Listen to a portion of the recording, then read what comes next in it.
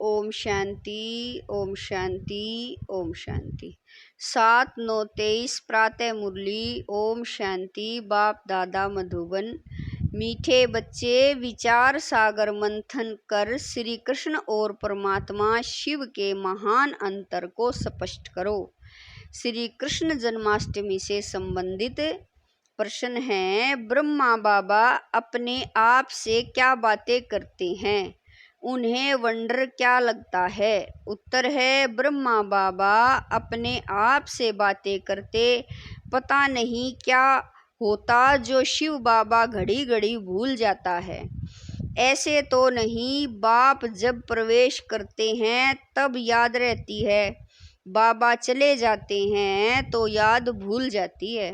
परंतु मैं तो उनका बच्चा हूँ, याद भूल क्यों जाती? क्या मेरी याद से ही बाबा आते हैं? ऐसे ऐसे बाबा अपने आप से बातें करके वंडर खाते रहते हैं। गीत है, तू प्यार का सागर है, तेरी एक बूंद के प्यासे हम। ओम शांति। शिव बाबा बैठ करके अपने शकीलदे बच्चों को समझाते हैं कि गीता का भगवान कौन है, क्योंकि इस समय भारत में है अज्ञान अंधियारा। इसको कहा जाता है घोर अंधियारा। अज्ञान अंधियारा फिर सोजरा चाहिए।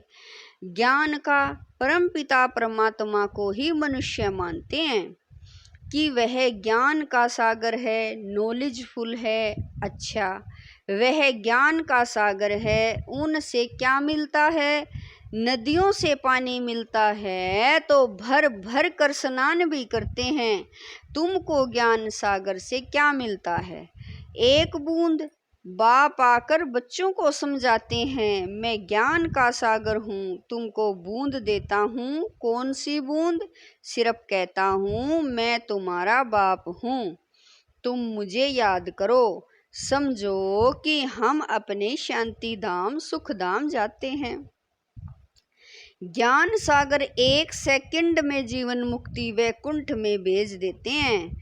घर बैठे भी दिव्य दृष्टि दे देते हैं। मनुष्य तो 1-2 को सामने दृष्टि देते हैं। बाबा घर बैठे साक्षात्कार करा लेते हैं। एक बूंद मिलने से तुम यहाँ से चले जाते हो। यहाँ बैठे बैठे तुम वैकुंठ में चले जाते हो। अब बाप बैठ समझाते हैं गीता का भगवान कौन है। वह है ज्ञान का सागर निराकार। मनुष्य तो गाते हैं श्री कृष्ण के लिए, अब तुमको समझाना है। श्री कृष्ण ने ज्ञान नहीं सुनाया। पहले पहले तो कहते हैं श्री कृष्ण ने माता के गर्भ से जन्म लिया।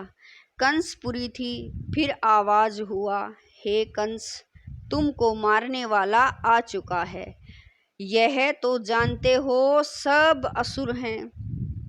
कंस, जरासंधी, अकासुर, बकासुर, पाप आत्माएं सब का विनाश करने लिए उनका जन्म दिखाते हैं। तो श्री कृष्ण ने जन्म लिया, वह तो छोटा था। फिर ज्ञान कब दिया?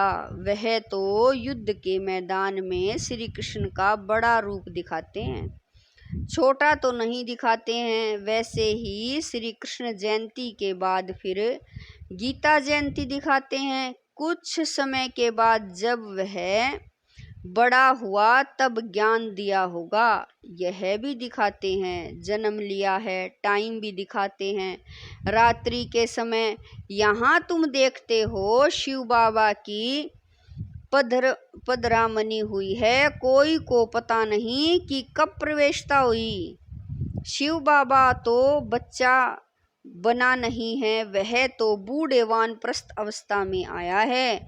कब आया उसकी डेट है नहीं। श्री कृष्ण को की तो तिथि तारीख है और वह गर्भ से पैदा हुआ है। यहाँ शिव बाबा तो ज्ञान का सागर है, उनको छोटा होना नहीं है। फिर बड़ा होकर ज्ञान सुनाए। श्री कृष्ण का जन्म तो स्वर्ग में हुआ, वह किसी को राजयोग सिखला न सके, क्योंकि खुद ही राजा है। बरोबर तुम जानते हो निराकार बाप ही आकर राजयोग सिखलाते हैं। पतितों को पावन, राजाओं का राजा बनाते हैं। उस हद के रात और दिन तथा इस बेहद के रात और दिन के अर्थ में भी फर्क है। यह है संगम, जबकि ब्रह्मा की रात पूरी हो ब्रह्मा का दिन शुरू होता है। यह है बेहद की रात्रि, अज्ञान अंधियारा। सतयुग में है सोजरा, उस रात की बात नहीं, वह तो श्री कृष्ण का जन्म रात में मनाते हैं। वह हुई हद की बात, यह है बेहद की। बाप कहते हैं मैं आता हूँ, मेरी कोई तिथि तारीख नहीं है। श्री कृष्ण राम, बाबा कह रहे हैं कृष्ण राम आदि की तो तिथि तारीख है, मुख्य है ही दो। अभी श्री कृष्ण जयंती आती है ना, उन्हों को समझाना है कृष्ण तो छोटा बच्चा है। रात और दिन तो ब्रह्मा का गाया जाता है। ब्रह्मा का दिन श्री कृष्ण है और ब्रह्मा की रात ब्रह्मा है। ब्रह्मा ही फिर सो श्री कृष्ण बनता है। वह तो समझते हैं कृष्ण भगवान है, वह हाजिरा हजूर है, तो इस पर भी समझाना है। तुम्हारी है शिव जयंती व शिवरात्रि कहो। शिव जयंती कहना ठीक है, यह भी समझाना होता है। वह गर्भ में तो आते नहीं, साधारण तन में आते हैं। श्री कृष्ण की तो 8 पीढ़ी चलती हैं। छोटेपन में उनको मोहन अथवा कृष्ण कहते हैं। जैसे प्रिंस ऑफ वेल्स है, वैसे पहले पहले गद्दी इंद्रप्रस्थ की, प्रिंस ऑफ इंद्रप्रस्थ, फिर वह प्रिंस से किंग होगा। कृष्ण अक्षर नहीं, महाराजा नाम ही गाया जाता है। श्री लक्ष्मी नारायण को महाराजा महारानी कहते हैं। किंग अक्षर अंग्रेजों का है, असूल नाम महाराजा महारानी है। ऐसे नहीं कि नारायण ने ज्ञान दिया था, स्वयंवर बाद श्री कृष्ण फिर श्री नारायण बनते हैं। अब इस ज्ञान सागर शिव का नाम तो बदलता नहीं, एक ही नाम है उनका। वह रथ तो बड़ा है, आने से ही ज्ञान सुनाना शुरू कर दिया है। यह ब्रह्मा तो कुछ नहीं जानते थे, समझ में आता है इनमें आया हुआ है जो साक्षात्कार कराते हैं, नॉलेज दे रहे हैं। यह साक्षात्कार का राज अथवा यह नॉलेज शुरू से पहले समझ में नहीं आती थी। बाबा अपना अनुभव बतलाते हैं। शुरू में बनारस गए तो दीवारों पर गोले आदि निकालते रहते थे, समझ में कुछ भी नहीं आता था यह क्या है, क्योंकि यह तो जैसे बेबी बन गए, नया जन्म लिया ना। कहते हैं ना बाबा हम 8-10 मास का आपका बच्चा हूँ, तो मैं भी बच्चा हो गया। तो पहले कुछ समझ में नहीं आता था, वह ज्ञान की बातें ही और थी। अगड़म बगड़म क्या क्या बैठ निकालते थे। अभी तो सीखते सीखते कितने वर्ष हो गए, अभी बाप की बातें समझ में आती हैं। बच्चों को कृष्ण जयंती पर समझाना है। चित्र तो बरोबर है, झाड़ में ब्रह्मा का चित्र भी है। मक्खन तो यह हप कर लेते हैं, विश्व के मालिक पने का मक्खन है। श्री कृष्ण तो सतयुग की प्रारब्ध लेकर के आया है। श्री कृष्ण है सतयुग का पहला प्रिंस, फिर उनके बच्चे भी प्रिंस बनेंगे। यह है उनकी प्रारब्ध जो कलयुग में तो थी नहीं। वह थी नहीं तो यह सूर्यवंशी की प्रारब्ध किसने बनाई, गाया जाता है। ज्ञान सूर्य प्रगटा, अज्ञान अंधेर विनाश। ज्ञान सागर तो शिव बाबा है, वह आए हैं और स्वर्ग की स्थापना कर रहे हैं।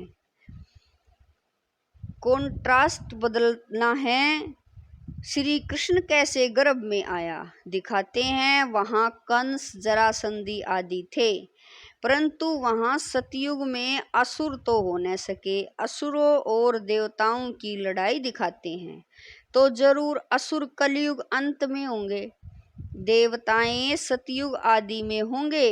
दोनों की लड़ाई तो लगी नहीं है, महाभारत लड़ाई बरोबर है।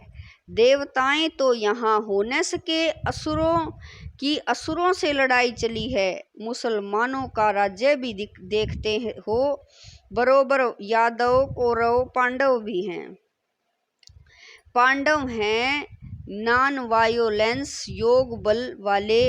यहाँ तो रक्त की नदियाँ बहती रहती हैं।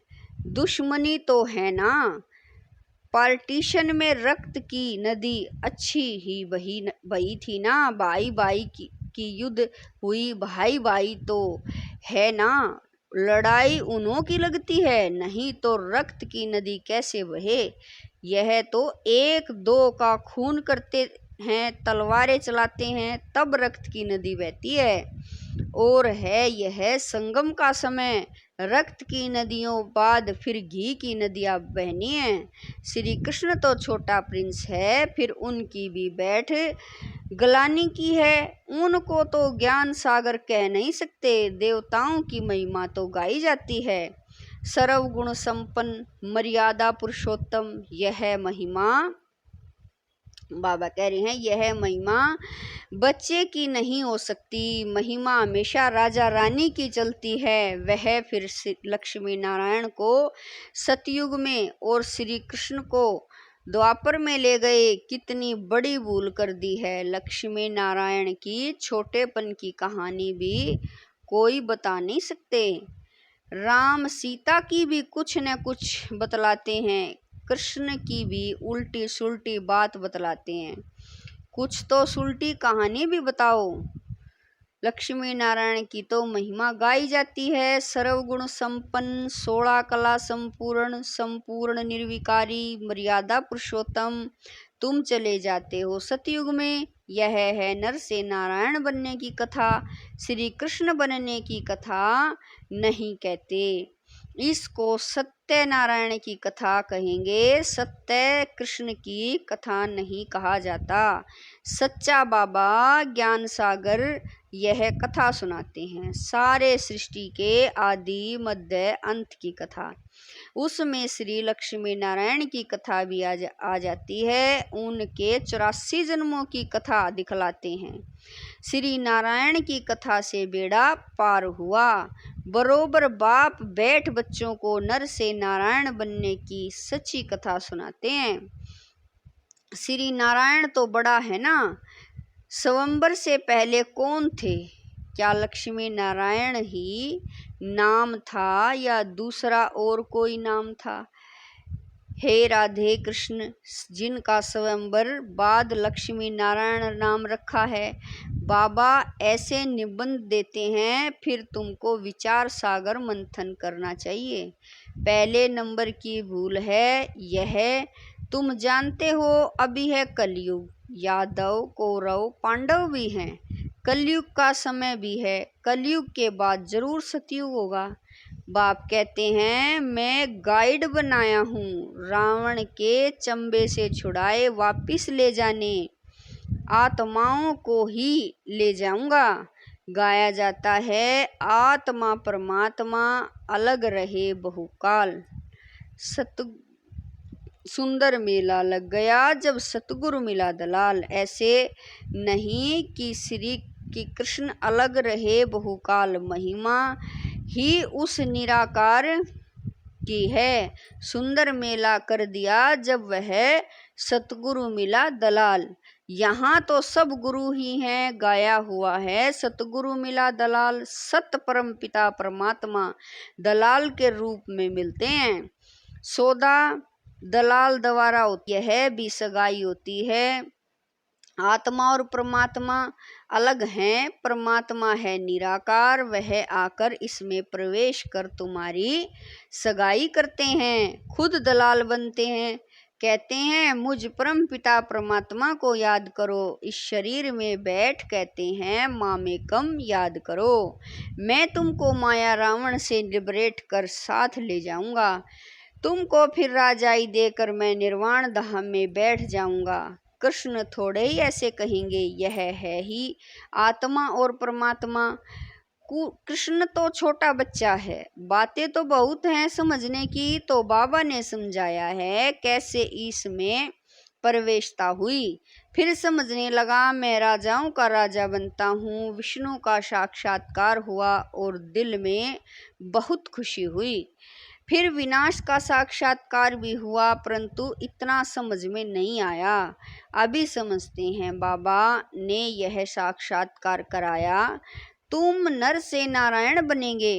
परंतु उस समय इतनी समझ नहीं थी। जैसे बाबा रात को बतला रहे थे, पता नहीं क्या होता है जो शिव बाबा को याद करना भूल जाता हूँ। ऐसे तो नहीं, बाप जब प्रवेश करते हैं तब मैं समझता हूँ बाबा आया है, याद रहती है। बाबा चला जाता है तो भूल जाता हूँ। पॉइंट सुनाते हैं तो फील होता है बेहद का बाप आकर सुनाते हैं, परंतु मैं खुद ही भूल जाता हूँ। क्या मेरी याद से ही आता है ऐसे कहें। मैं घड़ी घड़ी याद करता हूँ, भले आवे इसमें तो सबका कल्याण है। याद ही मुख्य हो जाती है, आए न आए बाप को याद जरूर करना। बाबा ने समझाया है कि गीता जयंती के बाद होती है कृष्ण जयंती। पहले है शिव जयंती, फिर गीता जयंती, फिर कृष्ण जयंती। शिव तो बड़ा है, फट से आया और गीता सुनाई, छोटा तो नहीं है। इन बातों पर विचार सागर मंथन करना चाहिए, कैसे हम समझाएं। पहले ख्याल करो, शिव किसको कहते हैं? जिसकी रात्रि मनाई जाती है। सतयुग है श्री कृष्ण की राजधानी। नर से नारायण बनने की नॉलेज तो जरूर फादर ही देंगे, वह नॉलेजफुल है, और किसी को नॉलेजफुल नहीं कहा जाता। गॉड इज नॉलेजफुल, रचयिता बीज रूप है, वही ड्रामा की नॉलेज सुनाएंगे। ड्रामा कब शुरू होता है और फिर कब पूरा होता है किसी को पता ही नहीं है। सतयुग से कलयुग अंत तक वर्ल्ड की हिस्ट्री ज्योग्राफी कैसे रिपीट होती है, यह कोई समझा नहीं सकते। सुनावे वह जो त्रिकालदर्शी हो। त्रिकालदर्शी तो कोई है नहीं सिवाय एक के, वही तुमको त्रिकालदर्शी बनाते हैं। अच्छा, मीठे मीठे शकीलदे बच्चों प्रति मात पिता बाप दादा का याद प्यार और गुड मॉर्निंग। रूहानी बाप की रूहानी बच्चों को नमस्ते।